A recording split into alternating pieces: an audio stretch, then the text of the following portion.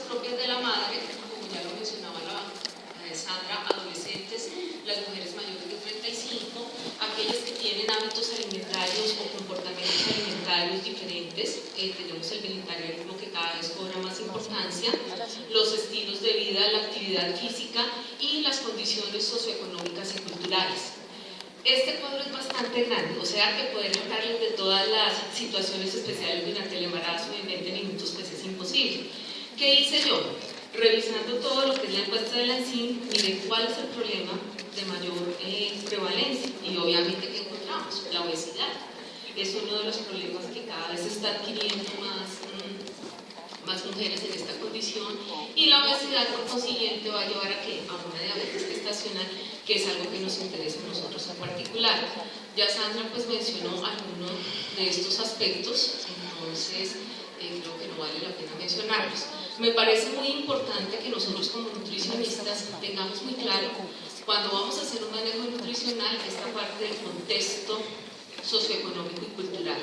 Muchas veces tenemos muy claro todo lo que es la teoría, el manejo nutricional, los requerimientos calóricos y demás, pero ya cuando lo vamos a aplicar nos olvidamos de ese contexto sociocultural y cómo llegar realmente a las madres en el sentido de que podamos modificar ese comportamiento alimentario y que logremos una adherencia a ese patrón alimentario que es la finalidad de nuestro ejercicio profesional. Bueno, aquí retomando un poco lo que Sandra decía, pero quiero que esta cifra la tengan en la cabeza. 50.8% ¿de dónde surge? Surge de sumar el sobrepeso, la obesidad y el bajo peso. ¿Qué quiere decir? Que de acuerdo a la ENSIN 2010, el 50.8% de las mujeres gestantes en Colombia son malnutridas. Eso fue en el 2010, estamos en el 2015. Quiero que ese dato lo tengan muy presente. Han pasado 5 años de estas cifras estadísticas en nuestro país. ¿Qué observamos ya mirando también los cuadros? Es una manera diferente. Podemos observar el bajo peso es un problema, pero en la medida en que aumenta el embarazo disminuye, mientras que el sobrepeso y la obesidad, en la medida en que aumenta el embarazo, aumenta. Definitivamente, obesidad y gestación.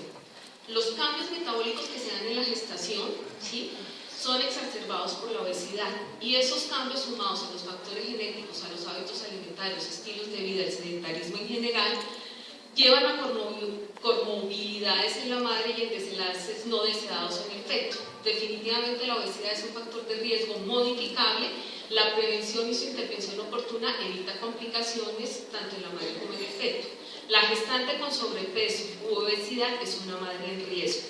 Nosotros tenemos que tener claro esto. Cada vez que nos enfrentamos a una madre obesa o con sobrepeso, es una madre en un alto riesgo. Y no solamente para ella, sino un alto riesgo para su hijo. ¿Y el tratamiento más eficaz cuál es? La literatura, toda la que he revisado, siempre habla. La dieta es la intervención más eficaz en estas circunstancias. Rápidamente miremos, ya los había mencionado Sandra, los efectos de la obesidad, diabetes gestacional, síndrome metabólico, preeclampsia, trastornos hipertensivos, aborto espontáneo, parto prematuro, cesárea, tromboembolismo, macrosomía. También la obesidad lleva bajo peso, programación del feto para las enfermedades crónicas no transmisibles, anomalías congénitas, y muerte intrauterina. ¿Qué debemos hacer entonces nosotros como nutricionistas? Cuando tenemos una gestante, vamos a hacer una evaluación nutricional de esa condición. Tenemos que tener claro cuáles son esos parámetros que vamos a evaluar. ¿Qué es lo que realmente vamos a evaluar y con qué los vamos a comparar? ¿Cuál va a ser esa medición de esos parámetros con respecto a qué? Entonces vamos a verificar, interpretar y vamos a documentar toda esta información necesaria para hacer un buen diagnóstico nutricional. Una vez identificado ese diagnóstico nutricional, tenemos que conocer muy bien su etiología, el problema, los signos y los síntomas, y reconocer hasta dónde va nuestra capacidad como nutricionistas en esa intervención y cuándo debemos acudir a un manejo interdisciplinario con el ginecólogo y con la enfermera. Una vez identificado este problema, hacemos la intervención nutricional que conste de acciones específicas que se toman para solucionar ese problema, sobre todo relacionado con los patrones alimentarios y los factores de riesgo que están envueltos, que tienen que ver también con los estilos de vida. Es importante que esta intervención nutricional sea acorde al contexto sociocultural. O sea, nosotros podemos hacer dietas divinas, hacer unos cálculos energéticos maravillosos, pero si nosotros no logramos hacer que la madre adopte esos hábitos alimentarios, sea capaz de realizar esa dieta que nosotros hicimos, pues no tenemos, o sea, hemos fracasado. Entonces ahí es donde debemos actuar o hacer más énfasis. Y lo otro es el monitoreo constante y la evaluación constante. ¿Cuál es el primer paso entonces del manejo nutricional de la gestante obesa? Lo primero es la prevención de la obesidad y del embarazo. O sea que tenemos un alto trabajo en toda nuestra población escolar, en nuestra población de adolescentes. Lo otro es la prevención del desarrollo de la obesidad en la gestación. Como lo decía Sandra, hay un acúmulo de grasa y las gestantes que quedan con un cierto remanente de exceso de peso en sus nuevas gestaciones van a seguir con ese acúmulo y van a seguir siendo obesas. Entonces, de entrada, el hecho de que tengamos gestantes que no son obesas, tenemos que estar haciendo una evaluación permanente para evitar que estas mujeres se conviertan obesas durante el desarrollo del tiempo. Entonces, ¿cuáles son los puntos claves para determinar esta intervención nutricional? Entonces ya dijimos los antecedentes de salud, ya los habían mencionado, la valoración nutricional que consta de los parámetros bioquímicos, antropométricos, toda esta parte ya la explicó Sandra muy bien, pero aquí quiero volver a hacer énfasis en la ganancia de peso. Muchas veces cuando van a los controles prenatales, las enfermeras o las auxiliares que hacen estos controles en las mujeres sanas simplemente miran la gráfica, ah no, está normal, está dentro del rango normal, pero no se fijan en eso que explicaba Sandra, cómo es ese comportamiento de la ganancia.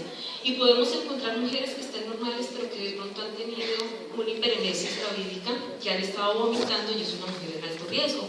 O podemos tener una mujer que haya sido obesa y que de pronto haya tenido una pérdida de peso importante y la encontremos clasificada en una situación nutricional. Entonces nosotros no debemos quedarnos contentos o satisfechos simplemente al pesar a la madre y hacerle la clasificación por la gráfica de Atala nos dio normal. Tenemos que ir más allá, mirar cómo ha sido ese comportamiento de esa ganancia de peso respecto a la ganancia de peso que la madre presentaba al inicio del embarazo. Y también tener en cuenta que hay mamás que empiezan normales, se pueden volver obesas e inmediatamente mi intervención tiene que cambiar. Entonces eso requiere de ¿qué? De una evaluación y de un monitoreo constante. Cuando hablamos de los hábitos alimentarios, es muy importante tomarnos el tiempo necesario para hacer la indagación de esos hábitos alimentarios reales de la madre. No solamente por el recordatorio o por la frecuencia de consumo de alimentos y por grupos de alimentos, sino ir más allá también. Por ejemplo, esa madre en su casa, ¿qué elementos en la cocina tiene? ¿Tiene licuadora? ¿Tiene horno?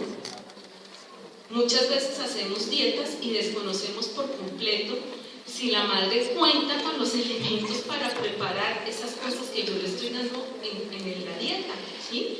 Lo otro, ¿cómo es realmente las preparaciones que ella hace? No indagamos simplemente, usted come arroz, pero realmente no nos metemos, como se dice, en la cocina de la señora, haciendo preguntas que nos diga cómo es ese entorno donde ella realmente prepara sus alimentos, cuáles realmente son sus costumbres, sus hábitos.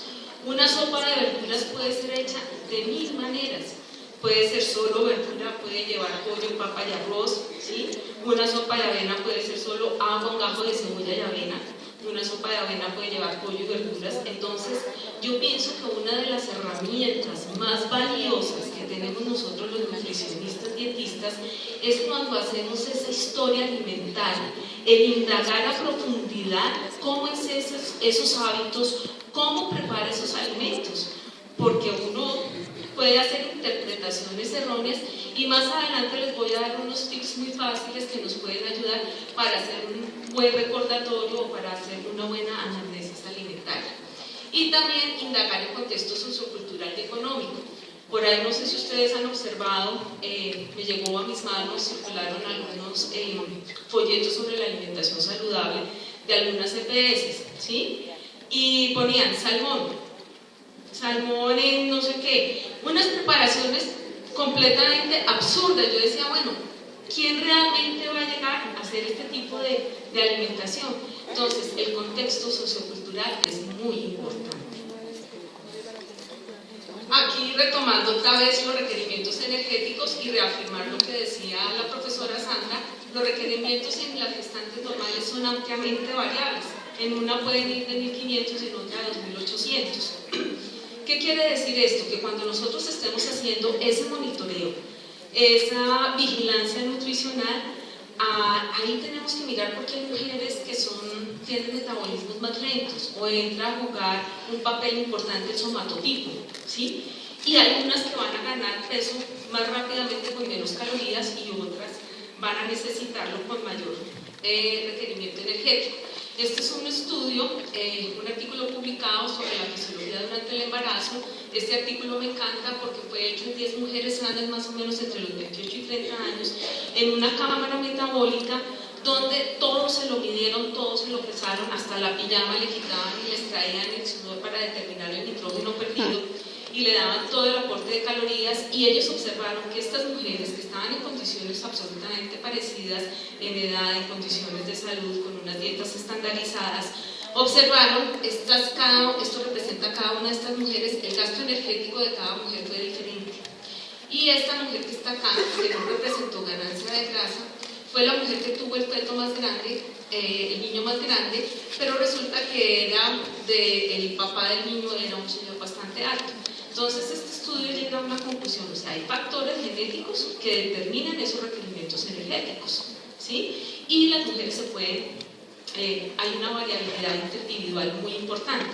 Quiero que esto también lo tengamos muy en cuenta para el final de la charla. Entonces ya van dos aspectos: 50% de la población de gestantes malnutrida. Otro dato importante, el contexto sociocultural, indagar más sobre los hábitos, y lo otro es la variabilidad que se da entre las mujeres.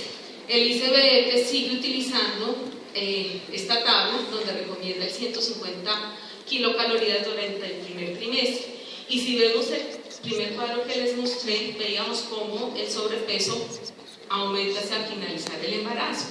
De entrada, y de acuerdo a lo que dice la literatura, el primer trimestre realmente hay cambios fisiológicos, hormonales, pero no hay realmente una ganancia de peso que se justifique. Empieza un aumento del volumen plasmático, pero es mínimo. Entonces las mujeres en el primer trimestre realmente su ganancia de peso es muy baja. En las normales se habla de 1.6.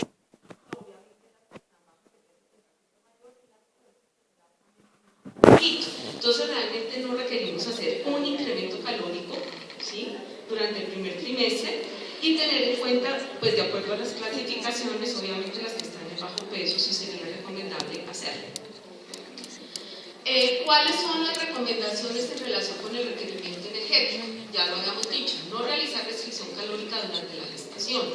Cuando hay mujeres obesas o cuando hay mujeres con sobrepeso, no se debe hacer restricción. El primer trimestre no requiere incremento de calorías extras. Las madres obesas tienen un 20% más alta la tasa metabólica. ¿Qué quiere decir eso? Que yo no puedo hacer un cambio drástico porque tengo una señora obesa, entonces listo, señora, venga, yo le quito todas las calorías y le voy a poner le voy a dar el mínimo, porque la voy a desequilibrar. Tiene que ser un proceso lento, no lo puedo hacer de uno. Tengo que estimar cuál es la meta, cuánto es lo que necesita e ir haciendo la modificación. Se dice que una restricción menor a 1500 calorías al día o una restricción del 50% aumenta la cetonuria y la cetonemia, disminuyendo el coeficiente intelectual de los niños. Esto es un estudio hecho por la prueba de Stanford y Scores. Se dice también que una restricción moderada entre 1600 y 1800 o el 33% no genera cetosis, y que podría ser utilizado en mujeres con sobrepeso o obesidad que tienen problemas de glicemia, ¿sí? Y esto podría contribuir, dando 1800 calorías, podría mejorar la respuesta a la insulina. La Asociación Americana de Diabetes en el año 2000 y 2004 dice que la restricción del 30 al 33% del valor calórico en mujeres obesas con diabetes gestacional con un mínimo de 1800 kilocalorías es aceptable o es viable. Se recomienda un monitoreo estricto cuando las pacientes están con este tipo, con esta cantidad de calorías. Debe haber un control de la cetonuria, un control estricto del consumo de los alimentos, un control de peso hasta que los cambios nutricionales sean adoptados. Nosotros como nutricionistas, cuando empezamos en estas pacientes que tienen una obesidad importante, que están con problemas de glicemia o que están a riesgo alto, debemos monitorearlas, yo diría que casi semanalmente. No las podemos dejar hacer un plan alimentario, váyase señora, vuelva en un mes y yo la evalúo a ver usted cómo está. No se puede hacer eso. Tenemos que hacer un control lo más cercano posible y trabajar obviamente con un grupo interdisciplinario. Realmente hay vacíos muy grandes respecto a este tema. O sea, hay publicaciones, sé que en Europa están haciendo un estudio muy importante, están siguiendo un aporte de mujeres embarazadas obesas con toda la problemática. Esa parte no la manejo yo, no la conozco, pero lo que he revisado, por ejemplo, de lo que da la Academia Nacional de Ciencias o los metaanálisis que publica Cochrane, la evidencia que ellos cuentan es que hay muchas publicaciones, o sea, pueden haber más de 1800 artículos que hablan de la obesidad y de la diabetes. Sin embargo, la mayoría de estos artículos son absolutamente heterogéneos en las metodologías, en las mediciones que hacen. Por lo tanto, no se pueden sacar conclusiones al respecto. Es difícil. Creo que aquí hay un reto muy importante en relación a hacer investigación, observación de estas madres. O sea, nos falta trabajar más en este sentido. Otras recomendaciones que hacían anteriormente la Asociación de Diabetes Gestacional, según el índice de masa corporal, era que cuando estaban de bajo peso se dieran de 35 a 40, normopeso de 30 a 35 kilocalorías por peso día y sobrepeso entre 25 y 30.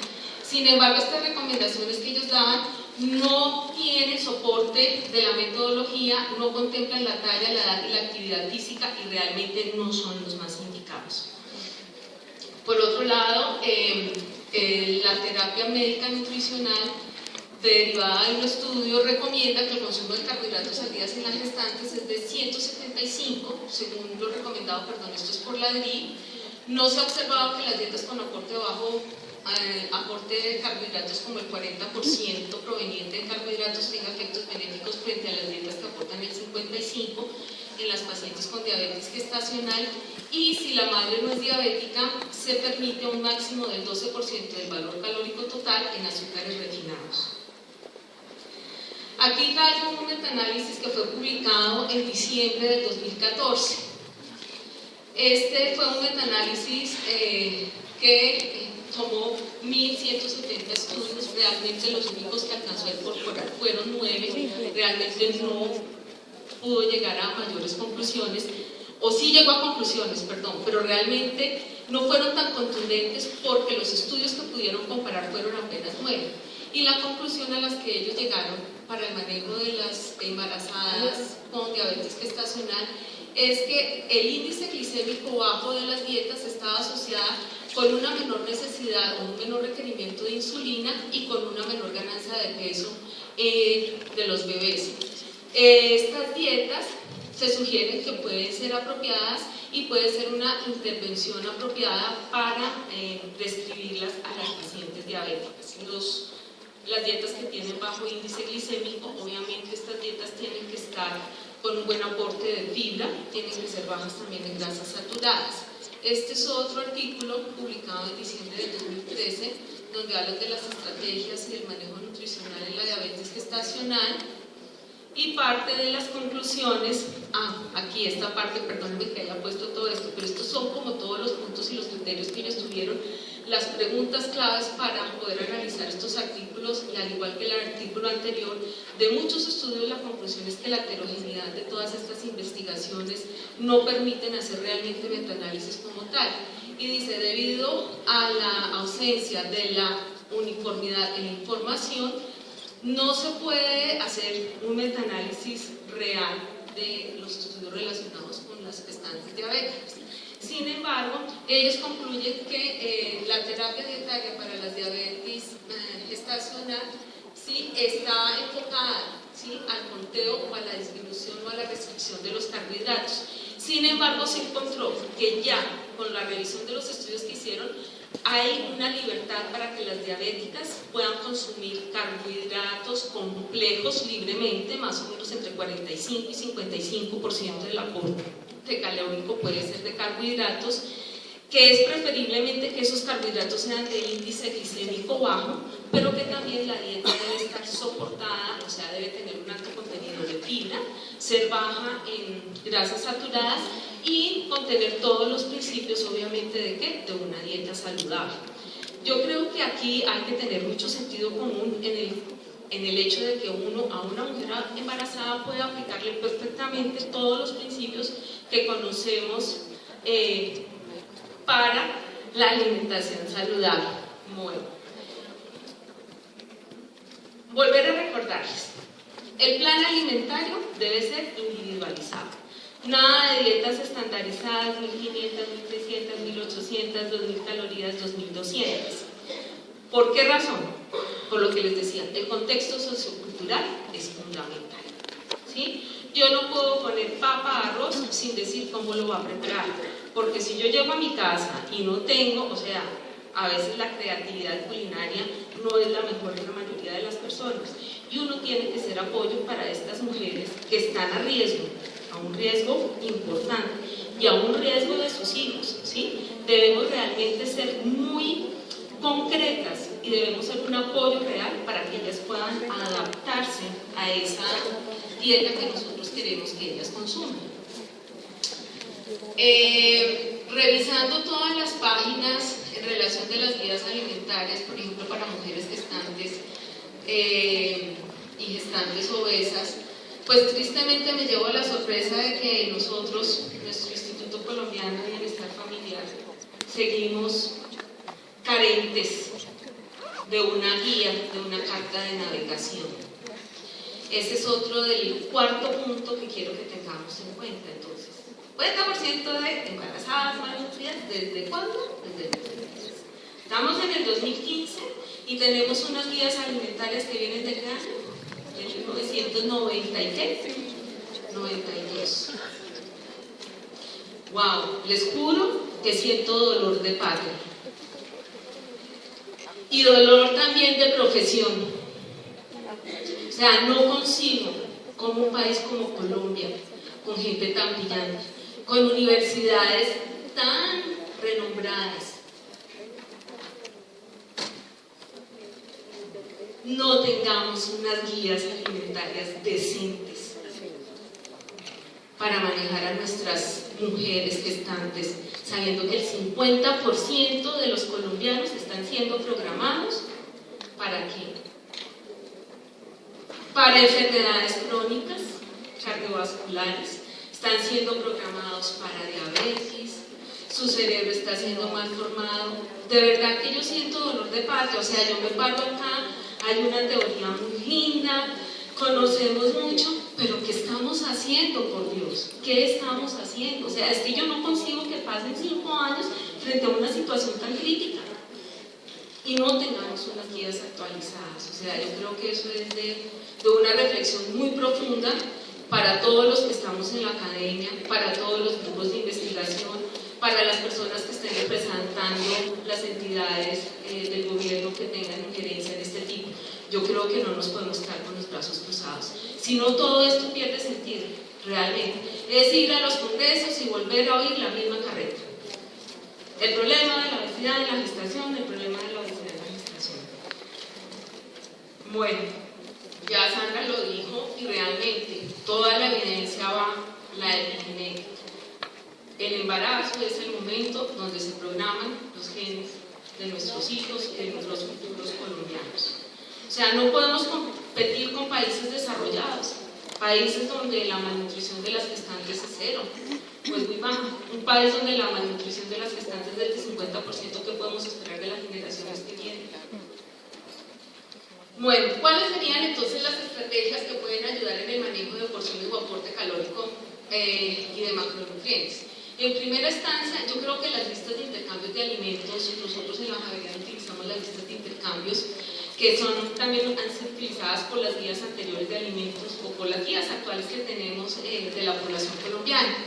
Esto que nos permite identificar un alimento que tiene un mismo contenido calórico que puedo reemplazar por otro en diferente porción, pero que me va a aportar lo mismo. Es mucho más fácil para una mamá. Mire, usted se puede comer una naranja que le aporta 60 calorías, pero si no quiere comer naranja, se come medio banano, que ese banano le aporta las mismas 60 calorías. Pero si no quiere naranja ni banano y le da mucha hambre, pues cómase 2 pocillos de patilla, que les va a dar las mismas 60 calorías. Yo creo que si nosotros los nutricionistas nos simplificamos un poquito más, o sea, nadie, yo no sé, de pronto puedo ser irrespetuosa, pero no creo que nadie maneje por completo la tabla de composición de los alimentos, porque son una infinidad muy grande.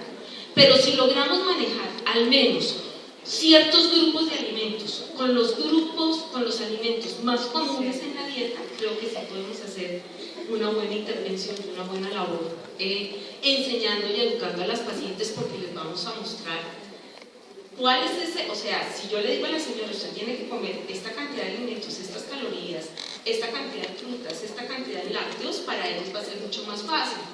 Muchas veces uno lo hace porque uno dice, no tengo los modelos de alimentos o no tengo el equipo necesario, y tan sencillo, una loza desechable nos facilita ese proceso educativo. En el mercado conseguimos loza desechable con todos los volúmenes, que es 1 onza, 3 onzas, 7 onzas, 12 onzas, conseguimos los platos con divisiones, podemos ser muy cuidadosos y establecer esas porciones de nuestros menús y ponerlas dentro de un plato desechable, se las podemos mostrar a las pacientes. Podemos hacer talleres con ellas y de una manera muy sencilla, sin complicarnos tanto la vida, hasta inclusive cualquier persona, un plato desechable no vale mucha plata, un vaso desechable no vale mucha plata. Ellas mismas podrían tener su kit. Ay, no, mire, la doctora me dijo que hasta acá esto es tanto, porque a veces uno da las recomendaciones caseras. No puse aquí las diapositivas, muchos muestran que el puño, que el dedo, que el meñique, que la palma de la mano puede ser una ayuda, pero realmente son muy subjetivas, porque mi mano puede ser muy chiquita o mi mano puede ser muy grande. Si yo me voy al uso de una loza que me tiene ya establecidas esas medidas, yo puedo ser mucho más objetiva en esa traducción de esas calorías, de esas porciones de alimentos, cuando lo plasmo en algo que para la señora puede ser familiar y puede ser fácil de hacer. Contarles también que México tiene el Sistema Mexicano de Alimentos Equivalentes.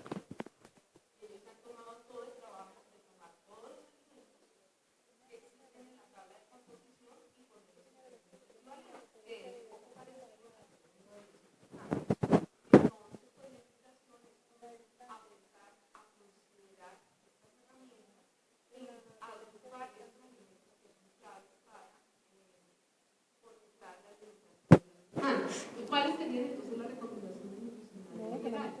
Consumir variedad de alimentos para obtener todos los nutrientes que se necesitan. Revisando toda la literatura siempre dicen, antes de la sustancia, pero siempre piensen primero en satisfacer esas demandas con una dieta adecuada. Recordarles que la biodisponibilidad de las vitaminas, los minerales, son mucho mejor en los alimentos naturales que en los suplementos. Y recordar también que los suplementos en ciertas dosis tienen efectos colaterales. No estoy diciendo que no se consuman, pero sí podemos mejorar o disminuir de pronto la cantidad de suplemento que se requiere cuando pensamos en términos de alimentar a las gestantes. Esto es algo que hoy, por ejemplo, en el Instituto Nacional de Cancerología decía, mire, el ideal es que usted a la semana consuma 100 alimentos diferentes para que usted pueda obtener todos los micronutrientes, todos los componentes bioactivos y mejore la dieta. Nosotros, o yo, a veces tiendo a ser muy monótona y realmente esto es un ejercicio, bueno, los 100 alimentos no los he logrado, pero sí he empezado, bueno, hoy que comí rojo, verde, me comí una papaya y empiezo a hacer cuántos alimentos diferentes he probado, porque uno se vuelve muy rutinario y muy monotemático, y nuestras mujeres en ciertas condiciones pasa lo mismo. ¿Cuáles son las posiciones diarias recomendadas de acuerdo a la condición particular de la gestante? O sea, identificarlas, perdón. Si es una obesa, si voy a hacer, aunque no es la restricción, pero empiezo con ese proceso ante el riesgo, pues entonces los voy a ir ajustando. Pero el ideal, entonces, más o menos serían de 6 a 11 porciones de pan, granos, preferiblemente integrales, 2 a 4 porciones de fruta, 4 o más porciones de verduras, 4 porciones de productos lácteos. Cuando yo doy 4 porciones de lácteos, uno dice, no, eso es mucho, ¿sí? Pero en realidad uno empieza a mirar y uno dice, la leche es un alimento que no es caro, si lo comparo con otro tipo de alimentos, ¿sí? Puede ser mucho más asequible para la mayoría de la población. Y podemos utilizar técnicas de preparación de alimentos, por ejemplo, preparar el yogur casero, es una manera de abaratar costos, por ejemplo, no tener que comprar el yogur procesado. Esto obviamente que requiere de talleres muy bien organizados, con todo el manejo de las buenas prácticas de manipulación, etc. 3 porciones de fuentes de proteína, carnes, aves, pescado, 2 veces a la semana. Esto también a veces suena un poquito muy teórico: salmón, la trucha, el arenque, huevos o nueces. Entonces ahí, ¿cuál es la invitación? Buscar dentro de nuestros alimentos realmente qué alimentos son fuentes de esos omega 3, qué alimentos dentro de nuestros mercados diarios pueden llegar a contener algo de esos micronutrientes que necesitamos dar, y hacer nuestras recomendaciones mucho más ajustadas realmente a nuestros alimentos colombianos.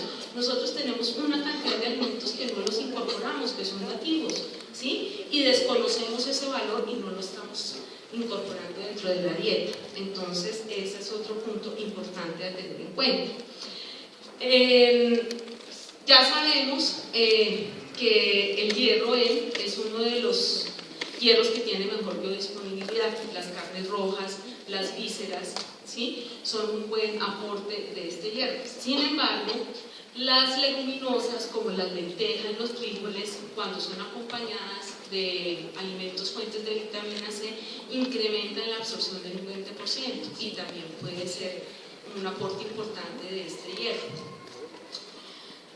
Bueno, con el tema de la anemia no me voy a meter porque eso requiere de todo de otra charla completa.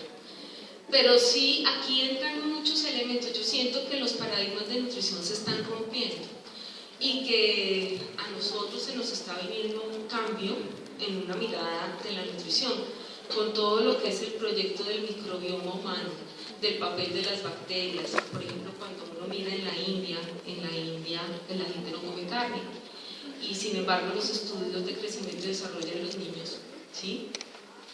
De acuerdo al de crecimiento y desarrollo, para sacar los estándares, estos niños fueron incluidos dentro de ese proyecto y tuvieron una ganancia y un desarrollo adecuado. Algunas de las teorías dicen que es por el tipo de bacterias que tienen, ¿sí? Hay una mayor síntesis y un mejor aprovechamiento. Todo eso son hipótesis, son cosas que se están empezando a estudiar, que abren un panorama absolutamente nuevo para nosotros los nutricionistas. En la Javeriana tenemos programa doble y actualmente hay muchas microbiólogas que están estudiando nutrición.